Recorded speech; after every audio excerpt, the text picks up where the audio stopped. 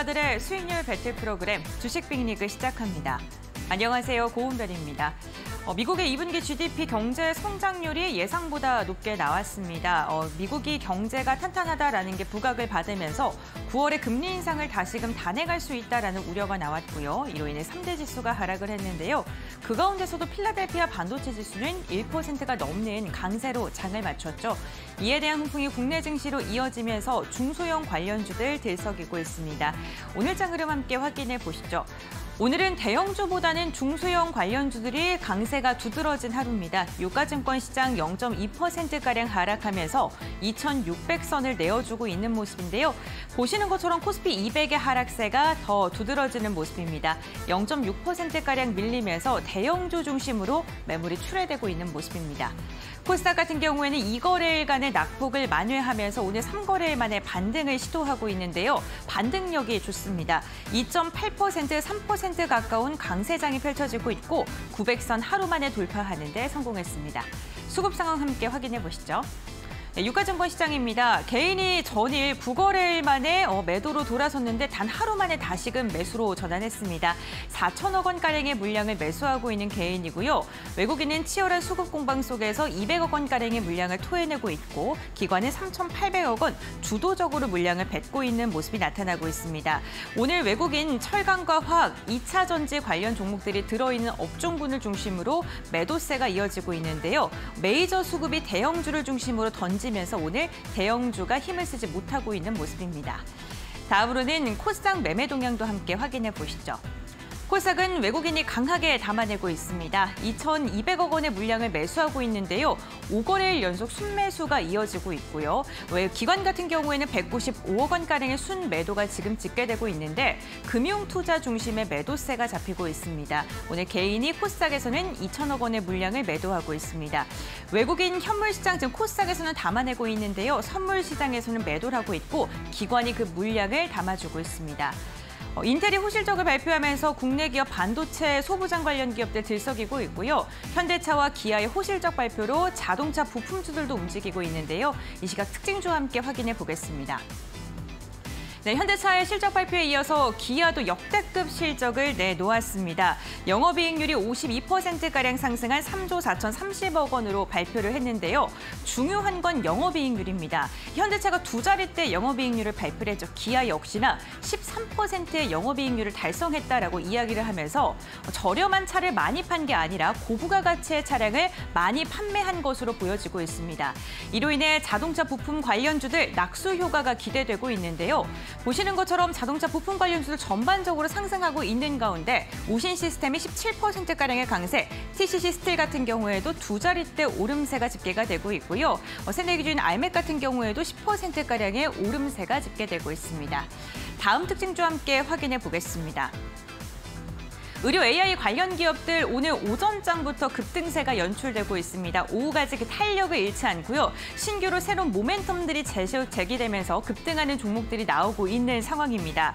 의료 AI 관련 산업 성장성 당연히 기대되고 있는 상황인데요. 오늘은 개별적인 모멘텀이 연이어 나오고 있습니다. 오늘 개장치고 시작을 알린 건 루닛이었습니다. 아스트라제네카로부터 AI 솔루션 협업에 대한 제안을 받았다라는 소식에 두 자릿대 강세 보이다가 현재 구간 7%대 오름세가 집계가 되고 있고요. 셀바스 헬스케어 같은 경우에는 미국 FDA 울트라사이트 심장 AI 기술 승인 소식이 들려오면서 현재 구간 두 자릿대 강세 흐름 나오고 있습니다. 딥노이드 같은 경우에도 딥유료에 대한 기대감, 외국인의 매수세가 강하게 유입되면서 17% 강세, 지니너스 같은 경우에 현재 구간 가격 제한폭까지 올라선 모습인데요. 이 종목 같은 경우 인공지능과 암 진단 기술력이 독보적으로 부각을 받으면서 오늘 매기세가 강하게 쏠리고 있는 모습으로 보입니다. 네, 마지막 특징주와 함께 확인해 보겠습니다. 희귀금속 관련주입니다. 중국의 반도체 광물 수출 통제로 인해서 관륨 가격이 급등하고 있다는 소식이 들려오고 있습니다. 이달 3일 중국이 관륨에 대한 수출 통제를 언급을 했고요. 한 달간 관륨 가격이 18%가량 급등한 것으로 알려졌는데요. 관륨은 반도체 소재에 사용되는 희귀금속입니다. 이로 인해 반도체 관련 기업들 가격이 더 오를 수도 있다는 의견이 제기되고 있고 대체재 찾기에 분주한 모습인데요. 그 가운데 YMC 같은 경우에는 대체재로 부각받고 있는 코스피는 실리콘 카바이드에 대한 모멘텀으로 인해서 5%대 오름세 집계되고 있고요. 희귀금속 관련 기업들 전반적으로 오름세가 집계되고 있습니다. 네, 시장에서 상대적으로 주목받지 못했던 미디어 콘텐츠 관련 기업들도 오늘 들썩이고 있고 시장의 순환매가 지속적으로 나오고 있는 상황입니다. 이러한 장세 속에 우리는 어떠한 전략을 세워야 될까요? 주식 빅리그를 통해 알아가 보시길 바랍니다. 그럼 지금부터 시작하겠습니다.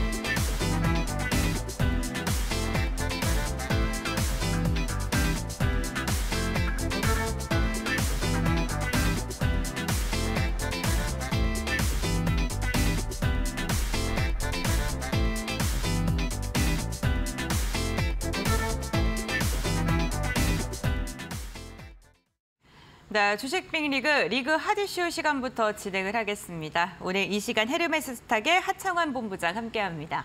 안녕하세요. 네, 안녕하십니까. 네, 본부장님 오늘도 코스피 코스닥이 조금은 엇갈리고 있는 모습인데 코스닥의 탄력이 굉장히 좋습니다. 우리 시장 오후장까지 좀 어떻게 이어질까요? 지금 2차 전지 쪽이 다시 한번 강한 기조가 나타나고 있는데 이건 아무래도 이제 광물발 이슈인 것 같습니다. 오전에 이제 중국 쪽에서의 광물 이슈가 터져 나왔고 이제 포스코 인터내셔널이 좀 치고 올라가다 보니까 이제 포스코 그룹주들이 좀 좋은 흐름들이 나타났고 그러다 보니까 이제 2차 전지 전반적으로 수급이 상당히 좀 개선되고 있는 것으로 보여지고 있고요. 그래도 좀 다행인 거는 오늘 상승 종목수와 하락 종목수를 보면은 그래도 반도체 쪽도 조금 상승력이 나오고 있다 보니까 상승 종목 수가 코스피가 600 종목, 그다음에 코스닥이 1282 종목이 상승하고 있거든요. 그래서 네. 상승 종목 수가 월등히 많기 때문에 오늘은 코스피도 장 막판에도 언제든지 강보합권으로 좀 변할 수 있을 것 같고요. 일단 지수 자체는 견조한 흐름을 좀 유지를 할 확률이 상당히 있다라고 보시는 게 맞지 않을까 싶습니다. 네, 알겠습니다. 우리 시장은 조금 탄탄하게 마지막까지 버텨줄 것이다라고 이야기를 했는데요. 그럼 이어서 리그 핫이슈 시간을 통해서 오늘장 시장에서 주목받고 있는 이슈 체크해 보겠습니다. 지금 바로 확인해 보시죠. HD 한국조선해양과 삼성중공업의 올해 2분기 영업이익이 지난해와 비교해 크게 개선되면서 한국조선업이 안정적인 궤도에 접어들었다는 평가가 나오고 있습니다. 지난 2021년부터 발주됐던 고부가가치 선박들의 대금이 차례대로 들어오면서 매출 확대로 이어지는 모습인데요. 조선주의 백고동 언제까지 이어질까요? 지금 알아보시죠.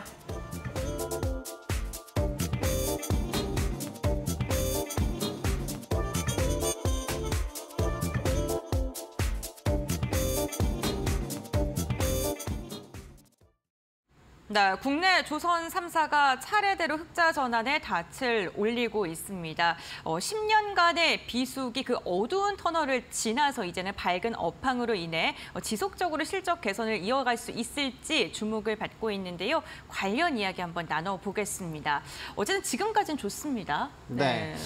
근데 이제 한동안 좋은 기조가 나올 확률은 상당히 높습니다. 그래서 저는 이제 방송에서 한 3년 정도, 한 5년 정도 본다면 네. 조선업이 가장 좀 상승 탄력이 높을 수 있는 섹터 중에 하나다라고 좀 언급을 드리고 있거든요. 네. 그 얘기가 일단은 이 IMO 2020부터 스타트를 또 해야 되거든요. 네. 이제 국제해사기구가 IMO인데 거기서 2020년부터 황산화물 규제가 시작을 됐고 거기서부터 이제 탄소 배출에 대한 강력한 규제가 좀 시작이 네. 됐었거든요. 근데 이게 올해까지도 이어지고 있는 상황이고 올해는 오히려 탄소 배출에 대한 그 비중 자체가 굉장히 확대가 됐거든요.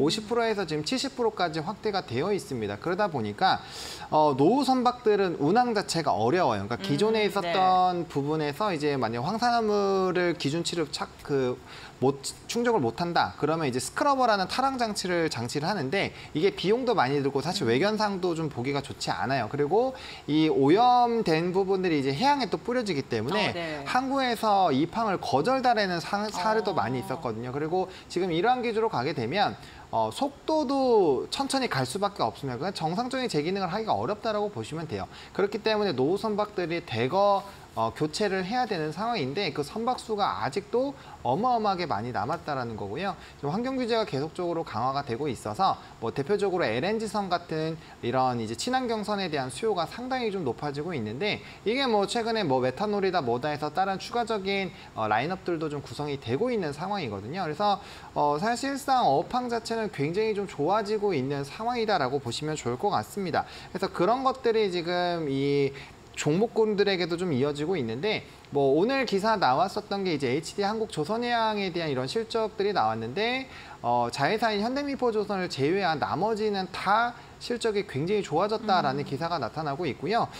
수치적으로 보더라도 이제 21년부터 발주됐었던 LNG선 이제 고부가 선박들의 수주가 결국에는 이 실적 개선에 큰 영향을 줬다거든요. 그러니까 21년부터 발주가 많이 나올 수밖에 없었던 게 20년에 앞서 말씀드렸던 이런 환경 규제가 시작이 됐고 거기서 탈항 장치다 뭐다 했는데 결국엔 비용적인 부분들, 그다음 환경적인 부분들이 계속 강화지니까 이걸 교체를 할 수밖에 없는 상황이 마련이 되고 있다라는 거죠.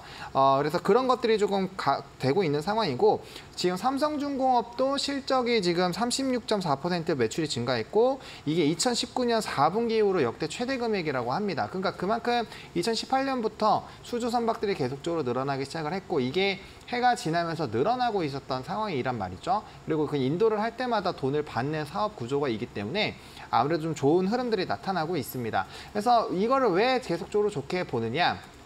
앞서서 말씀드린 것처럼 지금 신조 성과가 계속적으로 높아지고 있는 거는 계속적인 수요가 늘어나고 있는 상황이거든요. 근데 늘어나고 있는데 이미 수주 물량들을 많이 받아놨기 때문에 도크가 꽉 차 있는 상황이죠. 그러다 보니까 예전처럼 가격을 낮춰서 수주를 할 필요도 없고 그냥 계속 이제 협상력이 굉장히 좀 뛰어나진 상황이라는 부분을 좀 생각을 해보시면 좋을 것 같습니다. 그리고 그 사이에 이제 후판 가격이라든지 이런 원자재 가격들도 좀 올랐기 때문에 거기에 따른 좀 추가적인 상승력들도 좀 나오고 있다라고 보시면 좋을 것 같고 이게 조선업 특성상 거래 대금을 한 4번에서 5번 정도 나눠서 봤는데 이게 선박을 인도할 때 가장 많은 돈을 받습니다. 그래서 헤비테일 산업이라고 불리는데 지금 아직까지 인도를 하고 있는 물량들도 있지만 인도를 할 물량이 지금 더 많이 남아 있거든요. 그렇기 때문에 앞으로의 실적은 더 좋아질 수밖에 없는 상황이고 이런 배들이 빠져나가고 다시 한번 도크를 채울 때 결국에는 조선가가 높아지고 있다는 거는 더 좋은 가격대로서의 이런 매력도가 높아지고 있다는 거거든요. 그러니까 결국엔 나가면 더 비싼 배들이 계속 들어오기 때문에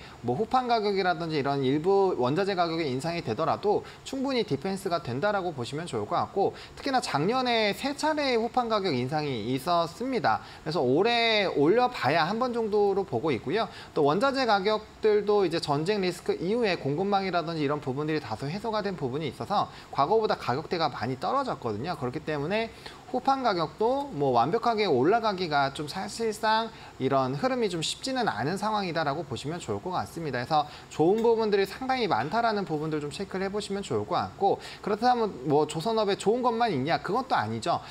사실상 지금 인력난에 대한 문제는 계속적으로 진행이 되고 있는 상황입니다. 근데 이거는 단기간에 해결이 될 수 있는 부분은 아니죠. 왜냐하면 인력적인 부분이 사실상 뭐 조선업에서만 나타나는 것이 아니라 지금 전반적으로 나타나고 있다라고 보시면 좋을 것 같고 이게 해외 노동자 부분으로 충분히 지금 케어를 하고 있는 상황이고 각 기업들에서도 이 문제를 해결하기 위해서 정말 다방면으로 좀 노력을 하고 있는 상황이거든요. 그래서 이런 부분들 좀 체크해 보실 필요가 있고 또 정부에서도 이러한 부분들을 문제 삼고 또 개선을 하려는 움직임들이 나타나고 있기 때문에 향후 점진적으로 좀 해소가 될 수 있는 환경이 점점 늘어나고 있다라고 보시면 좋을 것 같습니다. 그리고 특히나 앞서 LNG선에 대한 얘기를 좀 드렸는데 그건 우리나라가 거의 70~80% 이상은 수주를 싹쓸이한다라고 보시면 좋아서 LNG선의 수요가 늘어나는 것 자체가 우리 나라 조선사들의 실적에 상당히 좀 기여한다라고 보시면 좋을 것 같고 또 하반기에 미뤄졌었던 모잠비크와 카타르 또 대규모 수주들이 나올 수가 있거든요. 그래서 충분히 그런 것들이 나오게 되면 추가적인 모멘텀이 상당히 커질 수 있기 때문에 긍정적으로 보셔도 괜찮지 않을까라는 관점입니다. 네, 알겠습니다. 조선업종 지속적으로 실적이 좋아질 것이라고 언급을 해주셨습니다. 글로벌적으로 환경 기준 강화되고 있고 하반기에도 대규모 수주 이벤트들이 연이어 이어져 있기 때문에 이로 인해 실적이 좋아질 것이라고 얘기해 줬는데 그렇다면 조선업종 중에서 어떠한 종목을 좀 더 눈여겨봐야 될지 본부장님의 시각을 들어볼 텐데요.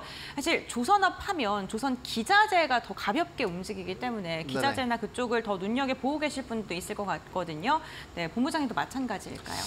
그래서 두루두루 들고 왔습니다. 네. 사실상 조선주만 말씀을 드리면 앞에서 했었던 얘기를 또 해야 되기 때문에 이제 동성 화인텍을 좀 가장 먼저 말씀을 드릴 텐데 일단 조선업 쪽에서 가장 핫하게 지금 떠오르고 있는 쪽이 LNG 쪽이죠. 그래서 LNG선에서의 좀 특히 수혜를 볼 수 있는 기업으로 좀 선정을 했고요. 또 이제 경쟁사 자체가 화재 이슈가 있었기 때문에 반사 수혜를 또 받을 수 있는 상황이거든요. 그래서 상당히 좀 긍정적이다. 일단은 수주 잔고가 굉장히 좀 안정적으로 쌓여 있는 상황이기 때문에 실적이 계속적으로 우상향이 나오지 않을까라고 보고 있고요. 최근에 조선주들이 굉장히 좀 큰 상승이 나왔었던 것처럼 동성 화이텍 역시나 좀 강한 상승 기조가 나왔습니다. 그래서 최근에 약간의 좀 종목 쏠림이 있다 보니까 단기 눌림이 나왔는데 오늘 조선 쪽에서의 좀 긍정적인 뉴스들이 또 나오다 보니까 관련된 부분에서 좀 좋은 주가의 탄력도가 지금 나오고 있다라고 보시면 좋을 것 같고 근데 이전의 가격대도 아직 좀 도달을 못했기 때문에 다시 한번 추가적인 상승 기대를 해볼 수 있고 22년에 역대 최대 수준의 LNG선 발주가 있었습니다. 그렇기 때문에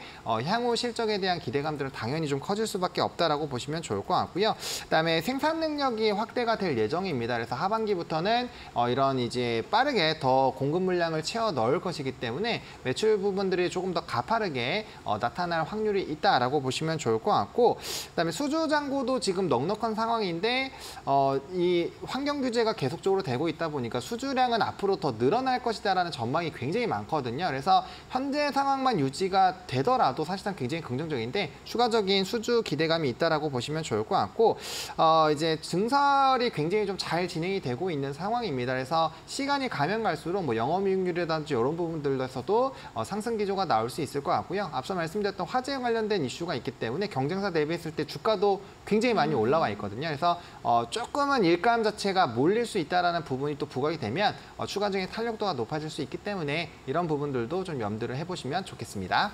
네, 알겠습니다. 첫 번째 종목으로는 동성 화인텍 언급을 해주셨습니다. LNG선 발주에 대한 수혜가 기대된다고 언급해 주셨고요. 그렇다면 이어서 두 번째 종목도 들어보겠습니다. 네, 성광밴드를 좀 들고 왔습니다. 우리나라에서는 성광밴드와 태광이 피팅 쪽에서는 양대 산맥이다라고 보시면 될 것 같은데요. 네. 일단은 성광밴드 자체가 비중 자체가 훨씬 더 높죠. 그렇기 때문에 조금 더 주목을 해보실 필요가 있는 상황이고 사실상 피팅이 조선업이랑 같이 가는 부분이 있기는 하지만 현재 시점에서는 조선업을 떨어뜨려 놓더라도 이런 LNG 프로젝트가 굉장히 많기 때문에 사실상 따로 놓고 봐도 충분히 매력적으로 보실 수 있는 섹터입니다. 근데 거기에다가 조선업까지 같이 가고 있으니까 투신 부분이 상당히 좀 강해질 수 있다는 점들 체크를 해보시면 좋을 것 같고 아직 2분기 실적은 안 나왔는데 1분기 실적이 굉장히 좀 좋게 나왔었죠.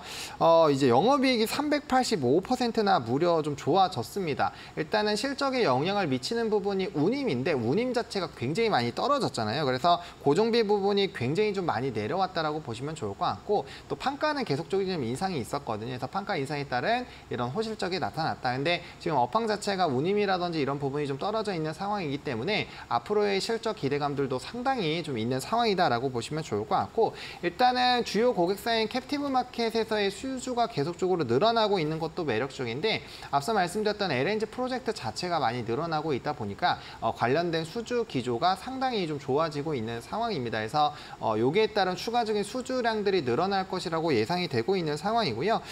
그다음에 이제 카타르 2차 NFS 관련된 부분에서 좀 긍정적인 기조가 나타나고 있는데 이런 것들이 조금 원활하게 진행이 되게 되면 수주 잔고가 약 3천억 원이 추가적으로 늘어날 수 있다라는 증권가 리포트가 나와 있거든요. 그래서 실적적인 부분에서도 상당히 좀 좋아질 수 있는 상황이고 지금 환경 규제에 대한 얘기가 IMO 2020 이후부터 계속적인 규제가 나타나고 있지만 전 세계적으로도 지금 뭐 엘니뇨 현상이다 뭐다 해서 환경에 대한 관심도들이 계속적으로 높아지고 있는 상황이거든요. 그래서 앞으로 이러한 흐름이 유지가 된다라고 한다면 충분히 이제 수송 분야에서의 수요가 확대가 될 것이기 때문에 피팅 쪽에서의 추가적인 기대감들이 나타날 수 있을 것 같고 일단은 국내에서도 생산이 늘어나고 있고 수출 물량들이 상당히 늘어나고 있다는 점이 굉장히 좀 매력적이고요. 증권가에서 뭐 제가 이 성광밴드를 11,000원대, 2,000원대부터 좀 상당히 많이 소개를 드렸는데 그 이유가 증권가에서 이때부터 목표 주가를 23,000원 이상으로 잡았습니다. 그러니까 주가의 상방을 굉장히 크게 잡았었는데 네. 지금 현재 주가가 16,000원대까지 올라왔거든요. 네. 그럼에도 불구하고 목표 주가 지금 한 40% 이상의 상방룸은 기본으로 열려 있다라고 평가를 받고 있기 때문에 굉장히 좀 매력적이다라고 보시면 좋을 것 같고 실적 베이스, 수주 베이스, 업황의 개선 베이스 이런 여러 가지 부분들이 다 복합적으로 되어 있다라고 보시면 좋겠습니다. 알겠습니다. 두 번째 종목 성광밴드 체크해봤습니다. 조선 기자재 가운데서도 피팅 관련 기업이고요. 수주라던가 앞으로의 업황 회복에 대한 기대가 뭐 전반적으로 고르게 좋다라고 이야기를 해주셨네요.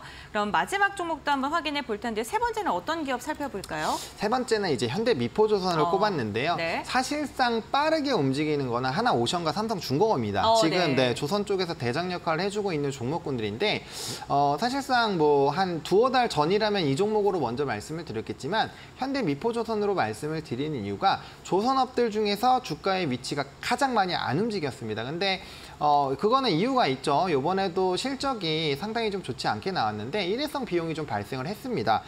다들 아시겠지만 인력 수급이라든지 뭐 LPG 공정 지연에 따라서 약 한 400억 원 정도의 단발성 손해 이슈가 좀 있었거든요. 그렇다 보니까 앞서 소개드린 것처럼 HD 한국조선해양 관련된 부분에서도 자회사 중에서도 유일하게 흑전을 못했거든요. 근데 이제 3분기 이후부터는 좀 좋은 흐름들이 나타날 것이라고 예상이 되고 있고요. 향후 이제 이런 조선업 같은 경우는 앞서 말씀드린 헤비테일 산업이기 때문에 이 인도가 얼마나 빨리 되느냐가 사실상 굉장히 좀 중요하거든요. 근데 이 회사는 중소형선을 주로 만들기 때문에 이 인도 자체의 속도가 굉장히 회전이 빠릅니다. 그래서 상당히 좀 기대가 되고요. 지금 1년 내에 나가야 되는 물량이 계약으로 되어 있는 게 한 56% 정도가 되는데 이 물량들이 나가고 나면 이제 신조선가가 높아진 상태에서 새로운 계약들이 많이 들어올 수가 있거든요. 그래서 지금 이런 우호적인 업황이 만들어진 거에 대한 온도를 온전히 좀 누릴 수 있는 환경이 마련이 될 것이기 때문에 수익성 개선은 상당히 좀 빨라지지 않을까라고 보고 있고요. 증권가에서도 이제 3분기 이후부터 내년 하반기까지는 정말 가파른 성장세가 나올 것이다라는 리포트 내용이 있습니다. 한번 찾아서 보시면 좋을 것 같고요. 그다음에 이제 조선업들이 대부분 이제 분기 영업이익 흑자가 아니라 이제 연간 흑자 전환의 흐름으로 나타나고 있거든요. 그러니까 앞서 말씀드린 것처럼 헤비테일 산업이기 때문에 이 가속화가 될 것이고 수주는 지금 어마어마하게 많이 받아놓은 상황인데 추가적으로 환경 규제 때문에 계속적인 LNG선 발주가 노후 선박으로 인해서 발생이 될 수밖에 없는 환경이기 때문에 구조적인 성장을 충분히 기대를 해보셔도 좋은 상황이다라고 정리를 드리겠습니다. 네, 알겠습니다. 마지막 종목으로는 현대미포조선 언급해 주셨습니다. 한화오션과 삼성중공업이 조금 더 빠르게 움직이긴 하겠지만 좀 천천히 다가봤을 때 현대미포조선도 앞으로의 상방이 더 열려 있다라고 말씀을 해 주셨습니다. 오늘 다양한 종목 이야기 함께 나누고 있는데요. 투자 판단의 참고 자료입니다. 투자에 대한 선택 시청자에게 있다는 점, 신중한 투자해 주셔야 된다는 점 당부의 말씀 전해드리겠습니다. 오늘 도움 말씀 주신 하청환 본부장관은 여기서 마무리하도록 하죠. 오늘 말씀 감사드립니다. 네, 고맙습니다.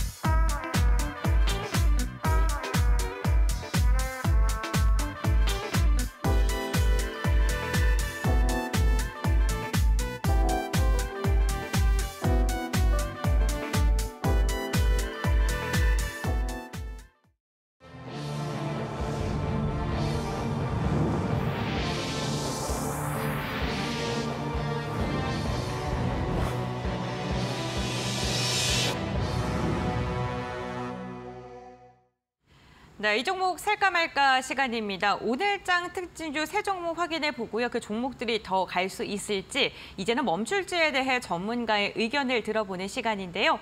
오늘 이 시간은 프레스티지 전략연구소 반종민 소장 함께합니다. 안녕하세요. 네, 반갑습니다. 네, 저희가 방송 시간, 리그 레벨업 시간을 통해서 언제나 한 종목씩 종목을 언급을 해드리고 있는데요. 그 종목의 수익률에 따라서 전문가님의 칭호가 정해지게 되죠. 반종민 소장님께서는 중수의 네, 칭호를 얻게 되셨습니다. 오늘 받아주세요. 네, 너무 축하드리고요.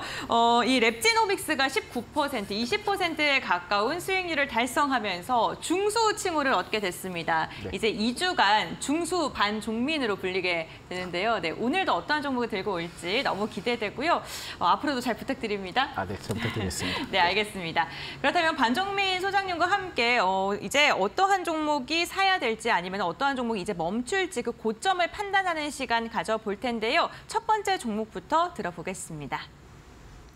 네, 오늘의 첫 번째 종목 확인해 보도록 하겠습니다. 오늘의 첫 번째 종목으로는 최근 코로나와 관련돼서 다시 한번 주목을 받고 있는 종목이죠. 신풍제약 확인을 해보도록 하겠습니다. 신풍제약이 개발하고 있는 코로나19 경구치료제인 피라맥스가 임상 3상이 종료된다라는 소식이 전해지면서 내달 안으로 결과가 발표될 예정이라고 합니다. 긍정적인 발표 결과에 따라서 오늘 장중에서도 긍정적인 매수 심리가 초반에 나오기도 했는데요. 최근에 코로나19가 엔데믹으로 전환이 되긴 했지만 재감염률도 높고 또 중증화율이 꾸준히 높아지고 있는 상황입니다. 그리고 최근에는 이 확진자 수가 6개월 만에 4만 명을 다시 한번 넘어서면서 확산세가 심상치 않은 요즘인데요. 이 회사는 피라맥스가 안전하고 저렴하고 또 편리하게 복용할 수 있는 치료제다라면서 시장에서도 많은 관심을 보이고 있는 것 같습니다. 만일 글로벌 임상 3상에서 임상 유효성 근거를 확보하게 된다면 이렇게 엔데믹 상황에서 코로나 치료제로서는 큰 역할을 할 수 있을 것으로 업계는 기대하고 있는 입장인데요. 또 여기에 추가적으로 히알루론산 골관절염 치료제도 임상 3상이 마무리 단계에 접어들었다고 합니다. 이러한 소식으로 오늘 장 초반에는 20% 가까운 급등세를 보여주다가 현재는 주가가 또 7% 하락을 하고 있는데요. 하루 사이 30% 가까운 등락률을 보이면서 주가는 롤러코스터 장세가 이어지고 있습니다. 신약에 대한 기대감으로 고를 해도 좋을지 혹은 스톱을 해야 될지 전문가님과 확인해 보겠습니다. 네, 현재까지 6번의 스탑을 외쳐주신 반종민 소장입니다. 과연 오늘은 고를 외칠 종목이 있을까요? 먼저 신풍제약부터 들어보겠습니다. 고입니까 스탑입니까? 네, 스톱이요. 아, 스톱입니까 오늘도? 네. 왜 스톱일까요? 일단 이슈는 좋습니다. 이슈가 네. 좋기는 한데 이걸 좀 살펴봐야 될 게 네. 피라맥스에 대해서 지금 보니까는 그 코로나 경구치료제 관련된 이슈더라고요. 근데 문제는 이제 임상 3상에 대한 결과 발표 시 임박을 했다. 이런 소식이 나오는데 뭐든지 이제 제일 중요한 것은 제약바이오 쪽에 가장 이제 문턱이 어려운 순간은 3상입니다. 그렇다 보니까 제가 봤을 때는 이 3상의 결과가 잘 나왔으면 좋겠는데 좀 어느 정도 리스크가 좀 있을 것이다라고 좀 판단하고 있고요. 사실 1분기에 대한 실적도 이 기업이 그렇게 뭐 주목을 받거나 그런 부분들은 없었습니다. 그래서 1분기 연결 그 영업 손실을 기록을 했는데 이게 116억 그러니까 적자 지속을 한 이력이 있고요. 또 이제 별도 기준 영업 손실을 좀 더 따져봤을 때는 120억으로 전년 대비 적자 지속이 계속되고 있습니다. 그만큼 재무적으로는 그렇게 이제 좋지는 못했고 사실상 코로나 이슈 때문에 많이 부각을 받았지만은 그렇게 이제 뭐 코로나에 대해서도 좀 어느 정도 이제 그 분위기가 이제 많이 사그라들면서 그렇게 기대가 되지 못했던 것 같다라고 말씀드릴 수 있을 것 같고요. 최근에 이제 뭐 코로나 이슈가 다시 이제 나오곤 있기는 하지만은 이게 지속될지의 여부는 좀 더 체크를 해봐야 됩니다. 그렇지만은 이게 지금 여름이기 때문에 이제 에어컨 때문에 코로나가 다시 발병하는 건지 그것까지는 모르겠지만 결국은 제가 봤을 때는 그 증가세에 대한 부분들이 계속 이제 지속이 될까는 아직까지는 좀 퀘스천이다라는 말씀 드릴 수 있을 것 같고요.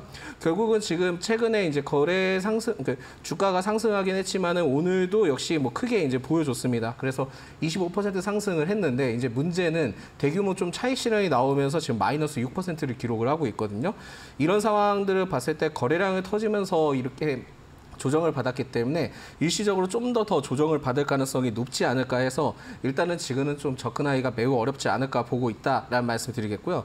그리고 최근에 이제 뭐 외국인과 기관의 순매수가 들어오고 있기는 하지만은 매집 주체가 살짝 깨진 흐름들을 오늘 좀 보여주고 있습니다. 그래서 제가 봤을 때는 변동성이 좀 심할 수 있으니까 이러한 그 종목보다는 오히려 좀 괜찮은 종목 쪽으로 많이 좀 포커스를 두시는 게 좋지 않을까 보고 있고, 지금 현재 사업성에 대해서는 현재 트렌드와 그렇게 이제 적합하지 않기 때문에 제가 봤을 때는 그냥 보수적인 접근으로 그냥 안 사요를 외쳤다라는 말씀 드릴 수 있을 것 같습니다. 네, 네, 안 사요를 외치겠다라고 이야기를 해주셨고요. 증가세 지속 여부를 조금 체크를 하고 한번 눈여겨보는 게 좋겠다라고 말씀을 해주셨습니다. 신풍제약 스탑 외쳐주셨고요. 두 번째 종목 확인해 보겠습니다. 네, 오늘의 두 번째 종목 확인해 보도록 하겠습니다. 오늘의 두 번째 종목은 자이글입니다. 이제 주방가전을 넘어서 글로벌 진출을 꿰차고 있는 기업인데요. 일단 자이글이 미국 2차 전지 시장 진출을 위해서 자회사인 자이셀의 지분 30%를 취득한 소식이 전해졌습니다. 본격적으로 미국 시장 진출을 알려왔는데요. 미국 버지니아주에 LFP 배터리 셀 전문 제조 공장을 설립한다라는 계획을 밝혔습니다. 이 LFP 배터리 사업까지 본격화되면서 앞으로 추가적인 매출과 수익단에서의 기대감도 동시에 올라오고 있는 상황이죠. 이 서플라이 체인을 통해서 우수한 시설과 원부 자재를 공급받을 수 있기 때문에 이를 활용해서 자이글은 미국 합작 벤처인 자이셀에 공급을 한다라고 하고요. 미국 안에서의 LFP 배터리 시장 확보를 긍정적으로 기대하고 있는 상황입니다. 또 추가적으로 유상증자와 관련된 소식도 전해왔습니다. 지난 27일로 예정돼 있었던 300억 원 규모의 제3자 배정 유상증자가 오는 9월 25일로 연기가 됐는데요. 여러 가지 이슈들이 겹치면서 오늘 장 초반에 바로 상한가로 직행을 했습니다. 이 종목의 의견은 어떠할지 함께 확인해 보시죠. 네, 두 번째 종목은 자이글입니다. 현재도 상한가가 풀리지 않고 거래가 되고 있는 기업인데요. 자이글의 스탑일까요? 고일까요? 네, 스탑입니다. 네, 스탑이군요. 왜 스탑일까요? 이게 지금 이슈가 좀 여러 가지 있기는 한데 네. 좋은 이슈들은 많습니다만 이게 지금 수치가 찍히기까지는 시간이 좀 걸리지 않을까 보고 있고요. 이 기업에서 조금 설명을 드리자면은 네. 그 웰빙 생활가전 전문 업체입니다. 그래서 이제 저도 홈페이지 들어가서 보니까 역시나 원형 그릴, 뭐 고기를 구워 먹는 뭐 이런 쪽에 굉장히 되어 있고 비중도 거기에서 매출 비중이 한 48% 정도 되는데 사실상 그렇습니다. 뭐 이제 복날이니까 뭐 어느 정도 이제 고기를 구워 먹는 것도 중요하고 여기에 대한 이슈도 있을 것으로 좀 보고는 있지만은 사실상은 그런 이슈들보다는 미국의 2차 전지 그 합작 벤처 지분 취득 소식 때문에 좀 체크를 해봐야 될 것 같습니다. 근데 사실 이게 좋은 이슈일 수도 있고 아닐 수도 있는 게 이게 지금 미국 버지니아주의 그 리튬 인산철 그러니까 LFP 배터리라고 하는데 이게 지금 셀 전문 제조 공장을 좀 설립을 해서 앞으로 이제 미국 내 LFP 배터리 사업을 본격화할 계획을 좀 가지고 있다라고 했는데 사실상 제가 봤을 때는 LFP 배터리의 경우에는 저희 중국의 그 가격 수요를 좀 가격을 따라가긴 좀 어렵지 않을까라고 좀 봐서 일단 이슈는 굉장히 좀 좋기 때문에 그 가능성은 있기는 하지만 성장성이나 이런 부분들에 대해서는 좀 더 지켜봐야 되지 않을까 보고 있고요. 사실상은 지금 자사의 그 또 특이한 점이 있다면은 그 그릴 이것뿐만이 아니라 그 신상품 의료 가전도 좀 있습니다. 그러다 보니까 의료기기 쪽에도 좀 부각받을 가능성이 있는데. 이게 지금 식품의약품 안정처에서 3등급 인증을 좀 받았다라는 소식이 좀 있었기 때문에 사실상은 이게 지금 그릴 회사인지 2차 전지 회사인지 의료기기 회사인지 분간이 가진 않습니다. 네. 그 대신 이제 이게 결국은 가능성으로 해서 간다라고 좀 보시면 될 것 같지만은 지금 현재는 제가 스탑을 외친 이유는 한 가지입니다. 일단 상한가라서 살 수가 없어서 스탑을 외쳤고요. 네. 두 번째로는 이제 LFP 배터리의 중국 가격 경쟁력이 두 번째 포인트고 의료기기든 모든 복합적인 요소가 있지만은 이게 주가 반영에 대한 반영이 일시적으로 이전에 좀 크게 받았던 이력이 있기 때문에 제가 봤을 때는 부정적으로 좀 보는 견해가 있기 때문에 뭐 다음 날에도 뭐 주가가 상승한다 하더라도 제가 봤을 때는 보지 않으시는 게 좋다. 그렇지만은 그 자이글의 이제 제품 그러니까 뭐 고기 그릴 이런 쪽은 굉장히 뛰어나다는 말을 좀 추가적으로 드리겠습니다. 네, 알겠습니다. 자이글 세 가지의 스탑 이유를 드렸습니다. 복합적인 이유가 있는데요. 이미 주가에 다 반영이 됐다라고 평가를 해주셨네요. 그럼 마지막 기업 확인해 보겠습니다. 네, 오늘의 마지막 종목도 확인해 보도록 하겠습니다. 오늘의 마지막 종목은 LG 생활건강입니다. 이렇게 대형 뷰티사들 실적 여전히 안 좋은 상황이죠. 일단 2분기 실적부터 확인을 해보도록 하겠습니다. 2분기 실적은 중국 소비 회복 지연과 원가 부담 상승 때문에 부진한 실적을 다시 한번 거뒀는데요. 2분기의 매출액은 전년 동기 대비 3% 줄어든 1조 800억 원대를 기록했고요. 영업이익은 27% 감소하면서 1,500원에 그쳤습니다. 이 지속되고 있는 원가비와 고정비가 부담으로 작용을 하고 있고 또 여기에 추가적으로 북미 사업의 구조조정까지 더해지면서 일시적인 실적에는 악영향을 주기도 했는데요. 가장 중요한 거는 제일 중요한 화장품 매출이 될 것 같습니다. 일단 7,800억 원의 매출이 나왔는데 전년 동기 대비는 8.5% 감소고 영업이익을 놓고 봤을 때는 24% 큰 폭으로 감소한 수치를 기록을 했습니다. 백화점과 헬스앤뷰티 쪽에서의 매출 성장은 있었지만 중국 보따리상으로 불리는 따이꿍의 수요가 줄어들면서 결과적으로는 면세점에서의 매출이 크게 감소했다라고 하고요. 또 생활용품 매출은 5,460억 원대로 전년 동기 대비는 0.5% 추가 성장을 보여줬지만 영업이익만 놓고 봤을 때는 결과적으로 53% 큰 폭의 감소가 있었다고 합니다. 이렇게 실적이 좋지 못하고 주가 또한 부진한 상황이기 때문에 내부적으로도 여러 가지 노력들을 하고 있는 상황인데요. 일단 잇따라 과감한 시도를 진행을 하고 있습니다. 이 실적 부진의 늪에서 벗어나고자 수익을 내는 방향으로 여러 가지 아이디어들이 나오고 있는 상황이죠. 가맹사업 체제를 전환하는 동시에 대표 제품도 리뉴얼을 해보고 또 광고 모델도 젊은 모델을 써서 기존에 조금 올드한 이미지를 변화하고자 하는 시도들은 나오고 있는데요. 좀 이러한 부분 우리가 긍정적으로 평가해도 괜찮을지 혹은 이어지고 있는 실적 부진에 따라서 스톱을 외쳐야 될지 전문가님과 확인해 보시죠. 네, 마지막 종목은 LG 생활건강입니다. 어제 상승폭을 지금 다 반납하고 있는 모습인데요. 소장님께서는 굽니까 스탑입니까? 네, 9번째 연속으로 스탑 외치겠습니다. 네. 구스탑을 외쳐주셨는데 이 종목은 왜 스탑 외치는지 한번 들어볼까요? 일단 그 제일 중요한 포인트가 네. 영업이익과 관련된 그러니까 재무적으로 그렇게 좋지가 않기 때문에 첫 번째로는 네. 스탑을 외쳤고요. 그러니까 2분기 영업이익이 뭐 1,857억 원, 아니 1,578억 원, 그러니까 전년 동기 대비 27% 감소를 했는데 이게 지금 분야별로 좀 살펴보자면은 뷰티 쪽 매출이 이제 전년 동기 대비 8.5%가 감소를 했습니다. 그리고 영업이익은 24.9%가 감소를 했고요.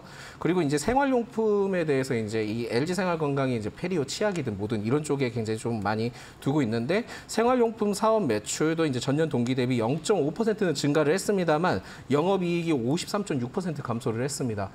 그래서 이게 지금 전체적으로는 생필품은 이러한 해당 사항이 좀 되진 않는데 어떻게 이렇게까지 좀 빠졌나 확인을 해보니까 원가 및 고정비의 부담이 계속 지속되고 있기 때문에 사실상은 사업 효율화에 관련된 비용들이 계속 증가되고 있어서 결국은 LG생활건강이 좀 다소 좀 아쉬웠다라고 좀 보실 수 있을 것 같고요. 사실 이제 제일 중요한 포인트는 이게 아모레퍼시픽도 비슷하고 LG생활건강도 비슷합니다. 그래서 중국 화장품 그 시장의 회복이 좀 더디고 있는 상황이다라는 말씀드리겠고 화장품 부분 매출액과 영업이익이 이제 중국 쪽에서 굉장히 좀 부진을 하고 있습니다. 부진을 하고 있는데 여기에서 이제 제일 중요한 포인트는 중국 역시 그 코로나 기간 동안에 그 화장품에 대해서도 고도화가 좀 진행이 됐었고요. 추가적으로 이제 그 자국 브랜드를 좀 선호하는 그러니까 거차오라고 얘기를 하는데 그 중심 사상이 굉장히 좀 커졌기 때문에 결국은 이제 중국 쪽의 수요를 기대해 보기에는 굉장히 화장품 쪽은 어려울 것이다라는 말씀 드리겠습니다. 여기에 이제 뭐 중국에서는 이제 자국 브랜드인 그 일명 그 C뷰티라고 있는데 여기에서 이제 프리미엄 시장에서 영향력을 지금 굉장히 좀 키우고 있기 때문에 난제로 작용하고 있다라는 소식도 좀 들리고 있고요. 이러한 상황들을 봤을 때는 지금 현재 그 화장품 관련된 종목들이 탈중국화를 하기 위해서 굉장히 좀 노력은 하고는 있지만은 기존에 이제 그 어떻게 보면 LG생활건강이든 아모레퍼시픽이든 그 화장품의 수요가 코로나 이전 때 굉장히 좀 많이 부각을 받았기 때문에 그거에 대한 영향력은 좀 굉장히 좀 안 좋게 흘러갈 가능성이 높겠다라는 말씀드리겠습니다. 이외에 그 차라리 제가 봤을 때는 그 뷰티주를 좀 본다 하면은 중소형 브랜드 중에 ODM 업체들은 괜찮을 수 있습니다. 그런 쪽은 이제 괜찮을 수 있고 지금 이제 LG생활건강이 아까 이제 그 앵커님께서도 이제 말씀을 하셨지만은 모델을 바꿨다 해가지고 중국 쪽에 수요가 늘거나 하지는 않거든요. 그만큼 지금 최근에 그 애경 산업의 경우에도 이제 주가가 굉장히 좋았던 이유는 뭐냐면 그 AG20s라는 이제 브랜드가 있습니다. 네. 그게 이제 중국에서 그 라이브 커머스든 뭐 그런 쪽도 있고 거기에 이제 어떻게 보면 인플루언서들을 이제 섭외를 하면서 네. 확대를 늘렸거든요. 그런 그 기조를 보이지 않는 이상은 굉장히 좀 쉽지는 않을 것 같고요. LG생활건강의 이제 브랜드 자체도 그 정가가 이제 좀 그렇게 싸지는 않습니다. 그렇다 보니까 이 부분에 대해서는 그렇게 크게 메리트가 없을 것이다라는 좀 말씀드릴 수 있을 것 같고, 물론 이제 제일 중요한 것은 이 기업이든 아모레퍼시픽이든 해외 쪽으로 눈을 많이 돌리고는 있습니다. 근데 이제 그렇게 이제 돌리게 된다 하면은 결국은 이제 그 마케팅 비용이든 영업 비용이든 계속 좀 증가할 수밖에 없거든요. 그렇다 보니까 LG생활건강이든 아모레퍼시픽이든 제가 봤을 때는 다이나믹하게 코로나 이전처럼 다이나믹하게 올라가기에는 지금은 좀 숙제가 남아 있다라고 좀 보시면 될 것 같고요. 지금 뭐 차트에서도 이제 보신 바와 같이 지금 뭐 어떻게 방법이 없습니다. 그래서 41만 원까지 떨어졌는데 제가 봤을 땐 추가 하락도 좀 열어둬야 되는 상황이다라는 말씀 드리겠고요. 그 반면에 이제 아모레퍼시픽은 이제 순수 화장품 업체이기 때문에 일시적으로 이슈를 크게 받을 수는 있습니다. 그래서 일시적으로 오를 수는 있지만은 제가 봤을 때 12만 원이 제일 좀 난제가 될 것이다라고 좀 판단이 되고 있기 때문에 이 점을 좀 참고를 하셔야 될 것 같다라는 말씀 드리겠고요.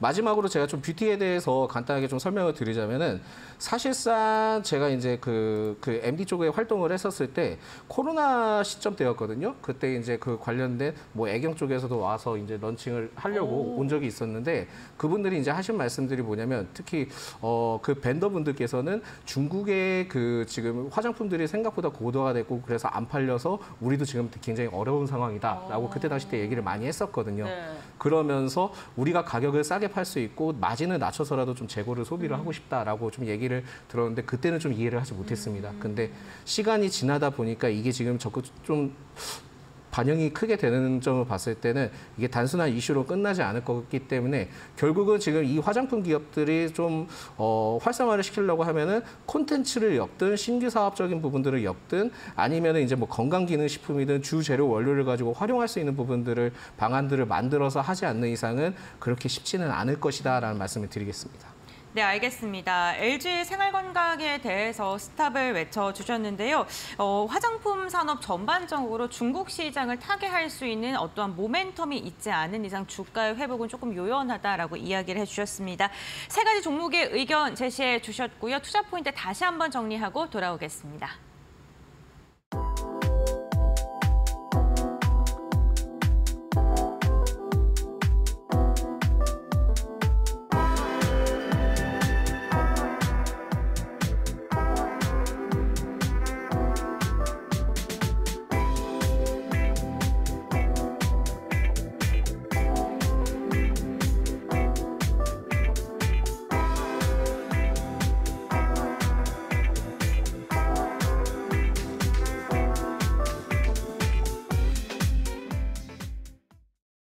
네, 리그 레벨업 시간입니다. 여러분들의 계좌를 레벨업 시켜줄 수 있는 진정한 전문가는 누구일까요? 전문가님들의 수익률에 따라서 칭호가 부여되고 있습니다. 오늘은 중수 반종민 소장과 함께하고 있는데요. 반종민 소장님이 중수의 칭호를 얻을 수 있었던 건 랩지노믹스 덕분입니다. 이 랩지노믹스가 두 자릿대 수익률을 달성했는데요. 랩지노믹스 앞으로 더 갈까요? 어떻게 바라보십니까? 네, 제가 봤을 땐 더 갈 가능성이 있지 않을까 보고요. 사실 실적 발표가 지금 다음 주 1일 때, 그러니까 8월 1일 때 이제 실적 발표를 합니다. 거기서 좀 IR에서 굉장히 좀 다른 여러 가지 좀 이슈들이 많이 나올 가능성이 있기 때문에 제가 봤을 때는 아직까지는 상승을 할 수 있는 여력이 충분하다라고 말씀드릴 수 있을 것 같고요.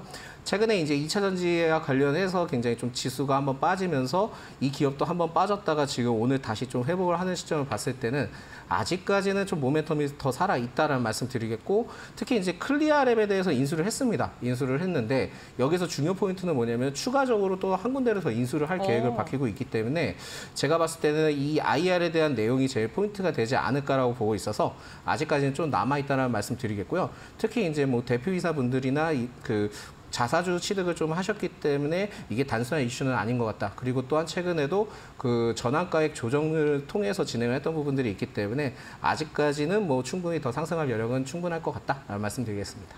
네, 알겠습니다. 랩지노비스 홀딩 전략을 제시해 주셨습니다. 그렇다면 오늘도 레벨업 종목으로 어떠한 종목을 들고 오셨을지 궁금한데요. 소장님, 오늘의 종목은 어떤 종목입니까? 네. 하이로닉이라는 기업이고요. 네. 이 하이로닉은 그 글로벌 에스테틱 그 메디컬 의료기기, 그러니까 네. 좀 발음도 어렵기도 하지만 피부 미용 의료기기 제조 및 판매를 주요 사업으로 영위하고 있는 기업입니다. 그래서 저는 지금 종가까지 제발 오르지 않기를 바라고 있는데 예, 좀 흐름상 좀 포착이 좀 그렇다는 부분들 말씀드리겠고요. 네. 주요 제품으로는 그 초음파 에너지를 이용해서 눈썹 리프팅을 할 수 있는 장비 등을 좀 보유하고 있습니다. 근데 이게 사실상 제일 중요한 거는 실적이 최근에 이제 어떻게 나왔냐가 매우 중요한데 2분기 영업이익이 19억 원, 그러니까 약 20억 원 정도 나왔는데 이게 전년 동기 대비 179% 증가를 했거든요. 그만큼 제가 보기에는 이제는 좀 실적적인 부분들이 더 나올 가능성이 있다는 점을 좀 체크를 하시면 좋을 것 같고요. 지난 2월부터 그 하이픈 로 장비 가격을 약 한 40% 인하를 했었는데도 불구하고 2분기 매출액이 전년 분기 대비보다 47% 증가를 했습니다.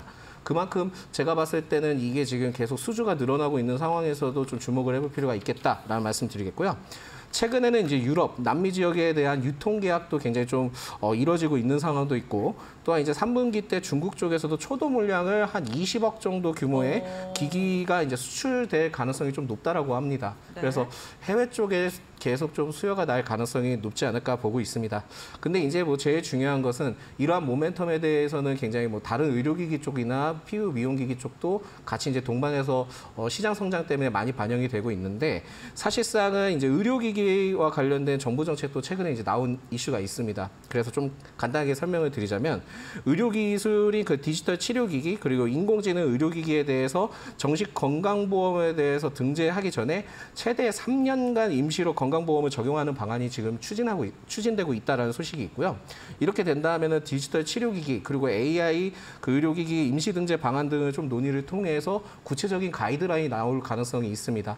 물론 이제 하이로닉에 대해서도 이제 피부 미용 의료기기 쪽으로 보일 수 있겠지만은 결국은 이게 시술에 따라도 결국 의료기기 쪽으로도 편성이 될 가능성이 있기 때문에 제가 봤을 때는 기회가 좀 상당하지 않을까 보고 있고요. 특히 이제 제일 중요한 것은 그 루트노딩이든 뭐 여러 가지 이제 피부 미용 기기 네. 쪽에서도 M&A가 좀 많이 활성화가 많이 되고 있습니다. 그렇다 보니까 그만큼 지금 피부 미용 의료기기 쪽의 시장이 해외 쪽에서도 많이 이제 주목을 하고 있기 때문에 수요가 확대될 가능성이 높으니까 M&A 추진이든 이런 부분들이 본격적으로 이뤄지고 있는 시점이 아닌가 보고 있기 때문에 결국은 하이로닉 쪽에서도 이러한 뭐 지분 투자나 이런 가능성도 좀 남아 있지 않을까라고 생각을 해서 하이로닉을 좀 길게 가져가자라는 말씀을 드리겠고요. 7월 들어서 제가 보기에 외국인과 기관의 순매수 유입이 20일까지 상승 후에 단기 조정을 받은 뒤에 최근에 이제 재차 그 상승 흐름들을 보여주고 있습니다. 그래서 제가 보기엔 수급 자체나 흐름들을 봤을 때는 기관과 외인의 순매수가 그렇게 크게 이탈한 적이 없기 때문에 추세만 잘 받아준다 하면은 제가 보기엔 크게 올라갈 가능성이 매우 높은 종목이다라는 말씀드리겠습니다. 네, 알겠습니다. 하이로닉에 대해서 투자 포인트 들어봤는데 그렇다면 가격 전략도 이어서 들어보겠습니다. 어디까지 상단 열어두면 될까요? 일단 이게 지금 계속 이제 저도 이제 중수 뭐 나중에는 뭐 잘못하면 네. 하수도 될 수 있기 때문에 그럼요. 좀 문을 좀 열어두고 진행을 하겠고요. 네. 목표가는 13,000원을 바라보겠고 손절가는 7,800원으로 지정했습니다. 네, 알겠습니다. 하이로닉 같은 경우에는 현재 9,630원대에서 거래가 이뤄지고 있는데요. 목표가 13,000원 제시해 주셨고 손절가 7,800원으로 이야기해 주셨습니다. 과연 하이로닉의 수익률이 어디까지 달려갈까요? 그렇다면 우리 이렇게 오늘의 리그 레벨업 종목 시간까지는 마무리했고요. 우리 마감장엔 또 시장이 어떻게 마감이 될지 좀 궁금합니다. 유가증권 시장 지금 약보합권까지 조금 소폭으로 또 낙폭을 줄이고 있습니다. 네, 회복을 좀 보여주고 있는 것 같긴 한데 어떻게 마감할까요? 그러니까 지금 사실 국내 증시가 제가 봤을 땐 거의 뭐 자이로드롭 같은 놀이기구 같은 네, 느낌이라서 맞습니다. 이럴 때는 진짜 그 비중이든 포트폴리오 관리를 굉장히 좀 잘 하셔야 될 것 네. 같습니다. 그래서 비중 관리는 좀 계속 진행을 잘 해주셨으면 좋겠는데 이럴 때는 좀 분산 투자를 통해서 뭐 20%든 30%든 각 섹터별로 좀 잘 나눠놓은 다음에 한 종목이 이제 상승을 했다 하면은 그만큼 이제 차익 실현을 가지고 다른 쪽에 떨어졌을 때 좀 집어넣는 이런 쪽으로 네. 좀 전략을 좀 취하시는 게 좋을 것 같고요.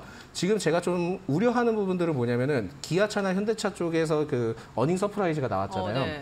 그냥 어닝 서프라이즈가 딱 나왔다 해서 그때 이제 매수를 들어가시기에는 다소 좀 부담스러울 수 있습니다. 그래서 이게 결국은 이번에 서프라이즈가 나왔기 때문에 3분기 때도 서프라이즈가 나올 수 있을지가 제일 중요한 거고요. 네. 그만큼 이번에 서프라이즈 나왔던 것이 부담이 될 수 있기 때문에 3분기 때 실적이 과연 진짜 잘 나올 수 있는지를 좀 분석하시면서 체크를 하시는 게 매우 좋지 않을까 해서 어닝 서프라이즈가 나왔다 하더라도 네. 무리하게 좀 뛰어들어가지는 말자라는 말씀 드리겠고 최근에 지금 정부 정책 쪽에 굉장히 좀 다양한 게 나오고 있습니다. 그래서 8월에도 첨단 로봇 산업 전략도 나오고 있지만은 9월에도 조선도 있고 10월에 모빌리티도 있기 때문에 네. 그렇게 된다 하면은 11월에는 이제 정책 방향 로드맵이 본격적으로 제시가 됩니다. 그렇기 때문에 이런 부분들을 미리 좀 파악을 해보시는 것도 매우 중요하다라는 말씀 드리겠습니다. 네, 알겠습니다. 오늘 이 시간 반종민 소장과 함께했습니다. 여기서 마무리해 보도록 하죠. 오늘 말씀 감사드립니다. 네, 감사합니다. 네, 주식빅리그 저희가 준비한 소식은 여기까지입니다. 오늘도 끝까지 함께해 주셔서 감사드리고요. 마감장까지 이데일리 TV와 함께하시길 바랍니다. 시청해 주신 여러분들 고맙습니다.